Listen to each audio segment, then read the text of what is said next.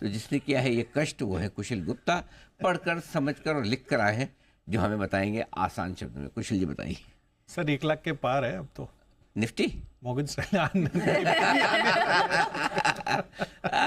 चलो सोचा शाबाशी देगी, तारीफ करेंगे, हमने निफ्टी बोल दिया। बताओ क्या करवा रहे हो 1 लाख के पार?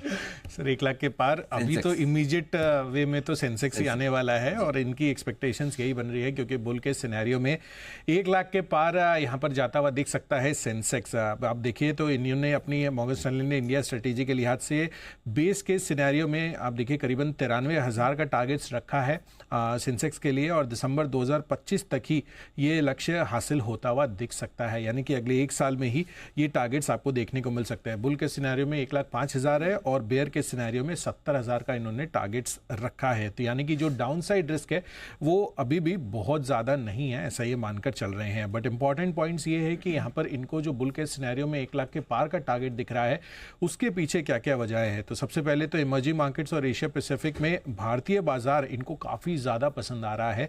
साथ ही भारत को ग्लोबल फैक्टर्स से ज़्यादा जोखिम है, ऐसा ये मानकर चल रहे हैं। लेकिन 2025 में क्वालिटी शेयरों में अगर आप निवेश कर चलते हैं तो यहाँ पर काफ़ी बढ़िया परफॉर्मेंस आपके लिए हो सकता है। लार्ज कैप के बजाय डिफेंसिव और स्मॉल और मिड कैप शेयर्स इनको काफ़ी ज़्यादा पसंद है, और सेक्टर स्पेसिफिक भी इन्होंने अपनी चॉइसेस दिखाई हैं, जिसमें फाइनेंशियल्स, कंज्यूमर डिस्क्रिशनरी समेत आईटी और इंडस्ट्रियल सेक्टर्स जो हैं वहाँ पर ये ओवरवेट होते हुए दिख रहे हैं। तो ये तो क्लियरली दिख रही है इनको कि मैक्रो इकोनॉमिक लेवल पर जिस तरह की अभी स्थिरता वापस से लौटती हुई दिख रही है, मजबूत नतीजे आगे आने वाले समय में यहाँ पर देखने को मिल सकते हैं कंपनियों के, और जो घरेलू फ्लोज है वो बने रहने से तेज़ी भी आगे बनी रह सकती है। तो ये सारे फैक्टर्स हैं जो इन्होंने अपनी रिपोर्ट में हाईलाइट किए हैं, और जो सेक्टर्स मैं आपको दोबारा बता दूं, फाइनेंशियल्स, कंज्यूमर डिस्क्रिशनरी, आईटी और साथ ही इंडस्ट्रियल्स, इस पर ये ओवरवेट है।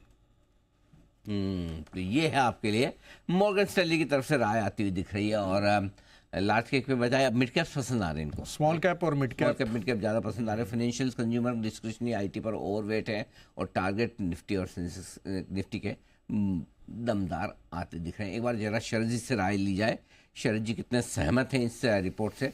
सहमत होने का मतलब ये नहीं कि आप असहमत होकर बड़े टारगेट भी दे सकते हैं सर। नहीं सर, लॉन्ग टर्म तो हमें भी लगता है कि तेजी रहनी चाहिए। इंडिया में कोई ऐसा स्लो डाउन हम एक्सपेक्ट नहीं कर रहे। बट हाँ, ग्लोबली अगर कुछ टर्मोइल आता है, कुछ कुछ पॉकेट्स हैं जो थोड़े सेंसिटिव हैं, तो उसकी वजह से हो सकता है इंडिया भी थोड़ा करेक्ट करे। बट अगर आप लॉन्ग टर्म देख रहे हैं तो मुझे नहीं लगता कि आपको घबराने की ज़रूरत है। ज़्यादातर एस्टिमेट्स ये एक्सपेक्ट करते हैं कि हमारी पर कैपिटा इनकम लगभग डबल हो जाएगी अगले 5 से 6 सालों में। तो उसका सीधा impact across consumption, across most चीज़ें आपको दिखाई देगा। तो मुझे लगता है वो एक सिंपल स्टैटिस्टिक्स है, उसके बियॉन्ड बाकी डिटेल में आप छोटी मोटी चीज़ों पे ज़्यादा ध्यान नहीं देके अगर ब्रॉडर थीम सोच रहे हैं तो मुझे लगता है वो सर्टेनली प्ले आउट करेगा इंडिया में। सेक्टर वाइज मुझे लगता है प्रोबेबली आईटी थोड़ा सा ओवर क्राउडेड ट्रेड हो जाए।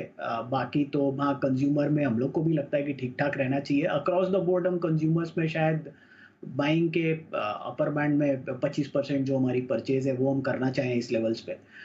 बट कुछ स्टॉक्स जो ठीक लगते हैं, मुझे लगता है एशियन पेंट्स काफ़ी करेक्ट हो गया है, तो वो एक अच्छी स्टोरी हो सकती है यहाँ से कंज्यूमर्स में। और सिमिलरली आपको डाबर हमें लगता है कि एक बढ़िया स्टोरी होनी चाहिए जो नए इनकम्बेंट से ठीक ठाक नेचुरल होने के लेवल पे फाइट कर सके, और आने वाले समय में वहाँ हम इम्प्रूवमेंट्स की उम्मीद कर रहे हैं।